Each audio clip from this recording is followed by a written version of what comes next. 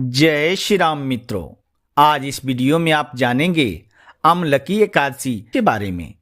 इसमें आप जानेंगे कि आमलकी एकादशी का व्रत कब है, आमलकी एकादशी का व्रत कथा, दिन, तिथि, शुभ मुहूर्त, पूजा विधि, महत्व और साथ ही जानेंगे आमलकी एकादशी के दिन करने वाले कुछ खास और विशेष उपायों के बारे में।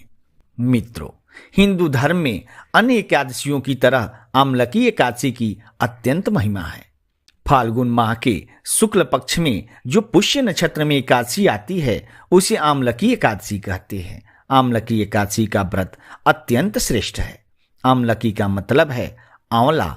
आंवला के प्रत्येक शाखा में भगवान का वास होता है। आंवला को शास्त्रों में उसी प्रकार श्रेष्ठ स्थान प्राप्त है जैसा नदियों में गंगा को प्राप्त है और देवों में भगवान विष्णु को। विष्णु जी ने जब सृष्टि की रचना के लिए ब्रह्मा को जन्म दिया, उसी समय उन्होंने आंवले के वृक्ष को भी जन्म दिया। भगवान विष्णु ने कहा कि जो प्राणी स्वर्ग और मोक्ष प्राप्ति की कामना रखते हैं उनके लिए फाल्गुन शुक्ल पक्ष में जो पुष्य नक्षत्र की एकादशी है उसका व्रत अवश्य करना चाहिए। इस दिन लोग भगवान विष्णु का आराधना कर उपवास करते हैं और आंवले के वृक्ष की पूजा करते हैं। भारत में आंवले के पेड़ को आमलकी भी कहा जाता है। भगवान विष्णु के इस पेड़ में वास करने से यह बहुत ही शुभ और पूजनीय माना जाता है। आमलकी एकादशी का व्रत करने से समस्त देवी देवताओं का आशीर्वाद प्राप्त होने के साथ ही भगवान विष्णु की कृपा सदैव बनी रहती है। आइए जानते हैं आमलकी एकादशी की तिथि और शुभ मुहूर्त के बारे में। पंचांग के अनुसार फाल्गुन माह के कृष्ण पक्ष की एकादशी तिथि की शुरुआत 9 मार्च को सुबह 7:45 पर होगी। वही शुक्ल पक्ष की एकादशी का समापन 10 मार्च को सुबह 7:44 पर होगा। 10 मार्च को आमलकी एकादशी मनाई जाएगी। व्रत पारण का शुभ मुहूर्त 11 मार्च 2025 को प्रातःकाल 6:35 से लेकर प्रातःकाल 8:13 तक रहेगा। अब जान लेते हैं आमलकी एकादशी के दिन शुभ योग के बारे में। आमलकी एकादशी के दिन शोभन और स्वार्थ सिद्धियों का संयोग है। इस शुभ अवसर पर पुष्य नक्षत्र का संयोग है। इन योग में भगवान विष्णु और माँ लक्ष्मी की पूजा करने से साधक की हर मनोकामना पूरी होगी, साथ ही जीवन में खुशियों का आगमन होगा। आइए जान लेते हैं आमलकी एकादशी के महत्व के बारे में। हिंदू पंचांग के अनुसार दूसरे त्योहारों की तुलना में आमलकी एकादशी के दिन का सबसे अधिक महत्व होता है। होली के लोकप्रिय त्योहार की शुरुआत भी आमलकी एकादशी को मानी जाती है। भगवान को संदर्भित करते हुए इस पेड़ की पूजा करना व्यापक परिप्रेक्ष्य से हिंदू धर्म के प्रतीकात्मक प्रतिनिधित्वों में से एक माना जाता है।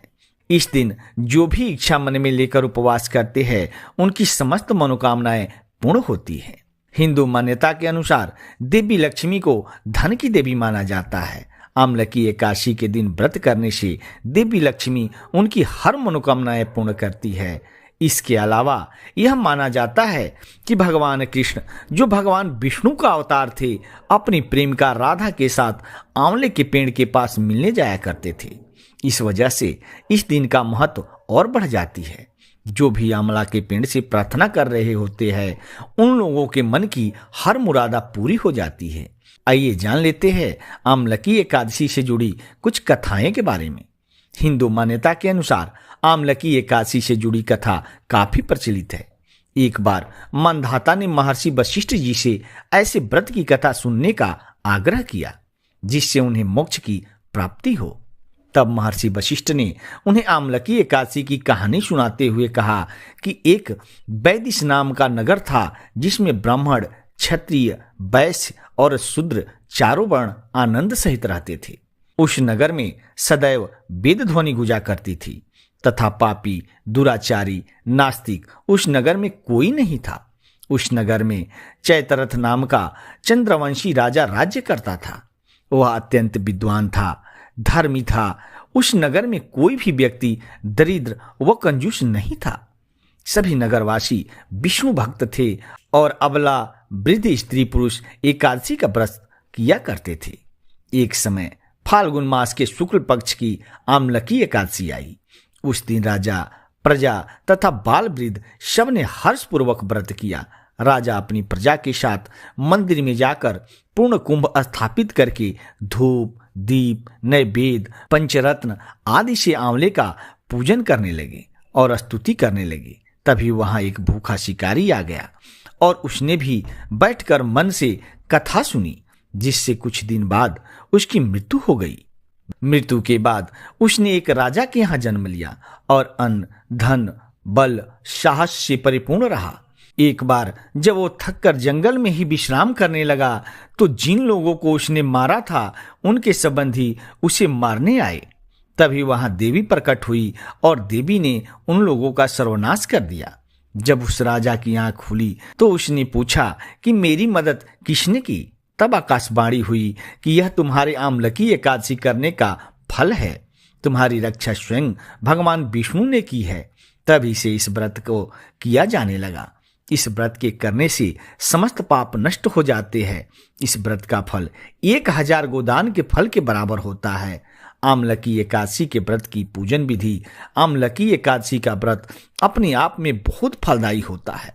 आमलकी का व्रत करने के पहले दिन व्रती को दशमी की रात्रि में एकादशी व्रत के साथ भगवान विष्णु का ध्यान करते हुए सोना चाहिए, जिसके बाद अगले दिन यानी आमलकी एकादशी के दिन सुबह स्नान करके भगवान विष्णु की प्रतिमा के समक्ष हाथ में तिल, कुश, मुद्रा और जल लेकर संकल्प करें कि मैं भगवान विष्णु की प्रसन्नता एवं मोक्ष की कामना से आमलकी एकादशी का व्रत रखता हूं या रखती हूं। मेरा यह व्रत सफलतापूर्वक पूरा हो सके, इसलिए श्री हरि मुझे अपनी शरण में रखे। तत्पश्चात भगवान विष्णु का ध्यान कर मंत्र का उच्चारण करना चाहिए। भगवान की पूजा के पश्चात पूजन सामग्री लेकर आंवले की वृक्ष की पूजा करनी चाहिए। सबसे पहले वृक्ष के चारों ओर की भूमि को साफ करें और उसे गाय के गोबर से पवित्र करें। पेड़ की जड़ में एक वेदी बनाकर उस पर कलश स्थापित करें। इस कलश में देवताओं, तीर्थों एवं सागर को आमंत्रित करें। कलश में सुगंधी और पंचरत्न रखें। इसके ऊपर पंच पल्लव रखें, फिर दीप जलाकर रखें। कलश पर श्रीखंड चंदन का लेप करना और वस्त्र पहनाना चाहिए। अंत में कलश के ऊपर श्री विष्णु के छठे अवतार परशुराम की मूर्ति स्थापित करें और विधिवत रूप से परशुराम जी की पूजा करें। रात्रि में भागवत कथा व भजन कीर्तन करते हुए प्रभु का स्मरण करें। द्वादशी के दिन शुभ ब्राह्मण को भोजन करवाकर दक्षिणा दे। साथ ही परशुराम की मूर्ति सहित कलश ब्राह्मणों को भेंट करना चाहिए। इन क्रियाओं के पश्चात उपवास खोलकर अन्न जल ग्रहण करना चाहिए। मित्रों, यह जानकारी आपको कैसा लगा? अगर यह जानकारी आपको अच्छा लगा हो तो प्लीज चैनल को सब्सक्राइब करके एक लाइक जरूर करना। धन्यवाद।